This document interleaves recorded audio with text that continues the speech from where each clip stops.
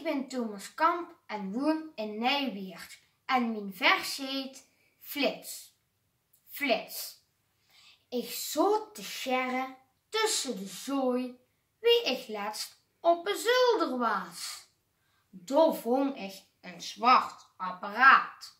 Ik wist echt niet wat het was.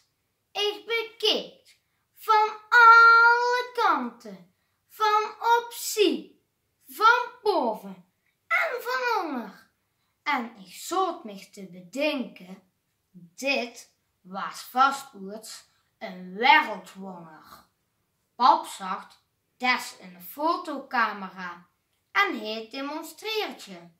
Lach eens naar het vogelke, zegt pap, en opeens, hij duwt je op een knopje, flits!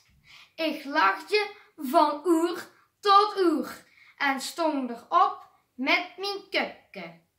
Ik keek door het gaatje, maar zag mezelf nergens terug.